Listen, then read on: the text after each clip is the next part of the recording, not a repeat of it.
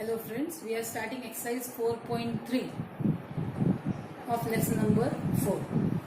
In exercise 4.3, you are supposed to know 3 equations, 3 formulas, which I think we had discussed previously in the topics when we had learned in 11th standard.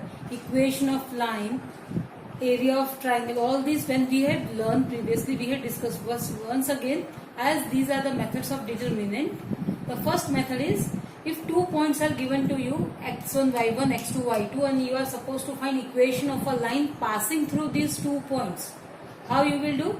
You will write down, आपको ऐसे याद रखने का है, x5 लिख दिया, पहला point x1, y1, दूसरा point x2, y2, 1, 1, 1 is equal to 0. तो आपको कुछ याद नहीं रखने का. इक्वेशन ऑफ लाइन है तो x5 होना चाहिए, पहला पॉइंट, दूसरा पॉइंट, 1, 1, 1 इज इक्वल टू 0.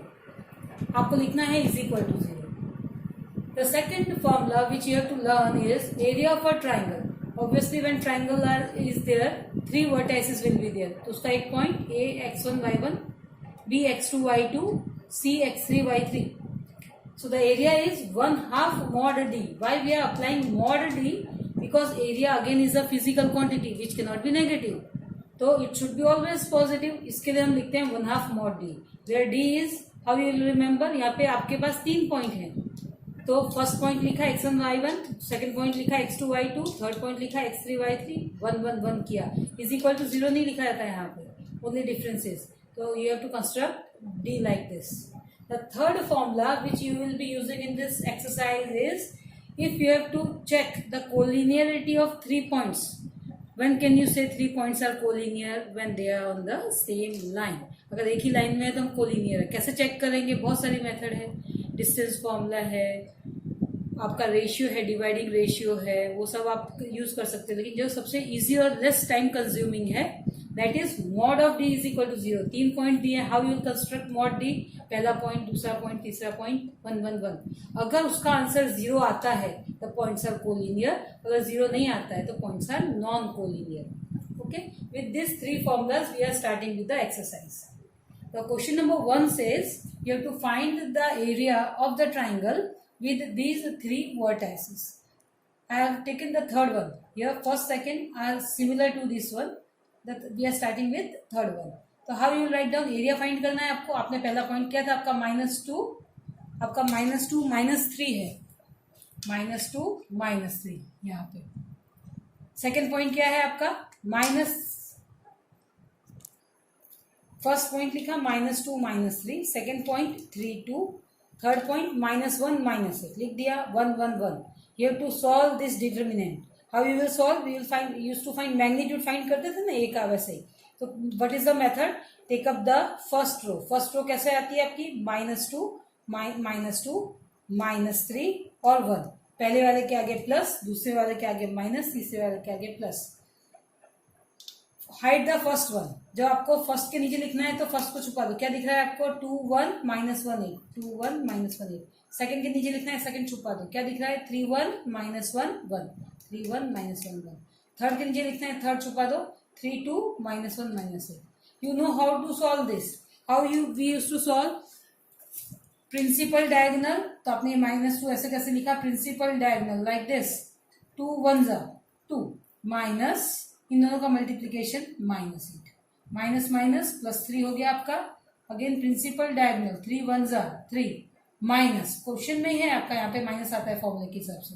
इन दोनों का मल्टीप्लीकेशन 1 इंटू -1 -1, 1 इंटू 3 इंटू -8 कितना होगा? -24 माइनस. इन दोनों का मल्टीप्लीकेशन -2. सिंप्लीफाई करेंगे, -2 ये कितना माइनस माइनस प्लस हो जाएगा, 8 + 2 10 प्लस 3 माइनस -1 तो +1 हो जाएगा आपका, 4 हो गया, प्लस -24 माइनस माइनस +2 तो कितना हो जाएगा? -22. सिंप्लीफाई करेंगे, this is -20 + 12 -22 turns out to be -30. लेकिन एरिया ऑफ ट्राइंगल की फॉर्मूला क्या है? It is mod of D.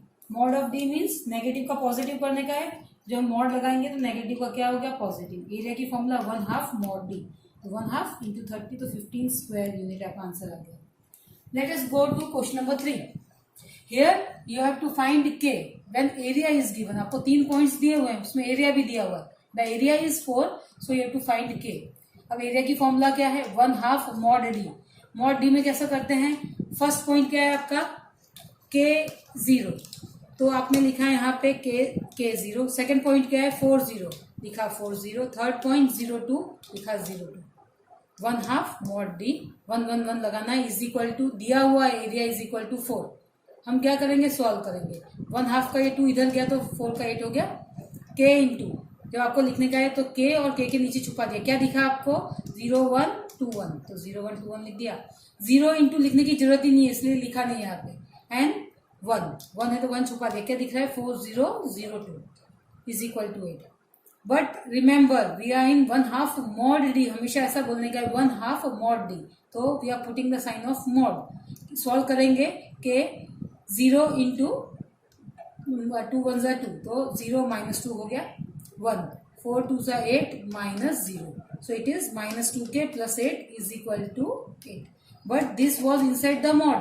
Mod जब आप रिमूव करते हो देयर आर 2 आंसर्स। एक आपको कैसे याद रखने का है, क्वेश्चन तो ऐसे कैसे लिखने का है, देखो -2 plus 8, -2k plus 8, -2k plus 8। एक बार आंसर को पॉजिटिव लिखने का, एक बार आंसर को नेगेटिव लिखने का। क्यों ऐसा, क्योंकि 2 का मॉड लगाओ तो भी आंसर 2 आता है, -2 का मॉड लगाओ तो भी आंसर 2 आता है। जब आप मॉड निकालते हो तो 2 पॉसिबिलिटी रहता है।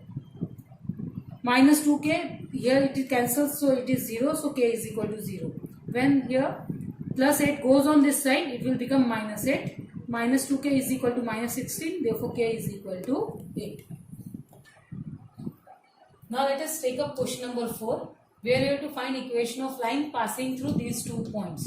Equation of line में कैसे find करते हैं, there are 2 Cartesian method, Cartesian equation and parametric equation. Parametric equation तो हमको यहाँ पे करने का नहीं है, directly Cartesian equation. Cartesian equation में क्या होता है, which are in terms of X Y. कैसे याद रखने का है आपको, you have to write down X Y, पहले लिखा आपने एक्स वाई, फिर पहला पॉइंट क्या है आपका 1 2, तो लिखा 1 2। दूसरा पॉइंट क्या है 3 6, यू रिटन 3 6। बाद में खुद अपने मन से 1 1 1 is equal to 0। Now you have to solve it in our original method only. How we used to solve, take up the first row, the elements of the first row are x y 1, आपने लिख दिया x y 1, पहले वाला plus minus plus is equal to 0, तो formula में से ही है आपका। when x is there hide the x1 x को हाइड किया, क्या दिख रहा है 2 1 6 1 2 1 6 1। सेकंड है तो सेकंड को आपने, फर्स्ट रो तो हाइड है आपका, you are hiding the second column, क्या दिख रहा है 1 1 3 1 1 1 3 1। थर्ड है तो 1 2 3 6, you have written. Now you have to solve this one. Solution हमेशा याद रखने का है, कैसे करने का है आपको, x इंटू प्रिंसिपल डायगोनल 2 1 ज़ा 2 माइनस रिमेनिंग 2, तो 2 माइनस 6, 1 1 ज़ा 1, directly now I am writing -3, 1 6 ज़ा 6 माइनस 6 इज इक्वल टू 0। तो ये क्या हो गया आपका -4x plus 2y is equal to 0, taking -2 common, so it will be 2x minus y is equal to 0, which is the required answer. Let us move to exercise 4.4, which discuss about minor and cofactor. We have learned these minor and cofactor in our previous videos of a matrix chapter. In matrix chapter inverse जहाँ पे find किया है, approximately video number आपका 6 के around होगा, 5 या 6, वहाँ पे हमने ये डिस्कस किया हुआ है। मैट्रिक्स वीडियो नंबर 6 में आप देखो 6 और 7 5 के अराउंड होगा आपका, how to find minor and how to find cofactor. लेकिन फिर से एक बार, माइनर तो you have to hide the row and column, जो दिखाई देता है that is your minor. Cofactor की फॉर्मूला क्या होती है, कोफैक्टर की फॉर्मूला होती है -1 raise to i plus j into your minor. ये पूरी फॉर्मूला है कोफैक्टर की। Cofactor is equal to i plus J into minor. अब ये i क्या है, i is the row in which your element belongs, j is the column in which it belongs. i is the row and j is the column. कैसे समझेंगे, if और 3/3, directly I am taking 3/3, आप 2/2 भी ले सकते हो। You are suppose to find cofactors of 2। पहले आपको इसमें क्या ढूंढने का है, 2 कहाँ पे है, तो ये रहा 2। आपको लिखने का है -1 रेज टू, ये कौन सी रो में है, फर्स्ट सेकेंड थर्ड, तो थर्ड रो में है, तो 3 प्लस i प्लस जे बोला है ना, j इज द कॉलम, कौन से कॉलम में है, फर्स्ट सेकेंड थर्ड कॉलम में है, तो ये आपने लिख दिया। इंटू माइनर, माइनर कैसे लिखा जाता है, रो और कॉलम जिसमें वो है उसको हाइड कर दो। कैसे हाइड करोगे आप? आपका ये रो है, थर्ड रो, और ये थर्ड कॉलम आपने हाइड कर दिया।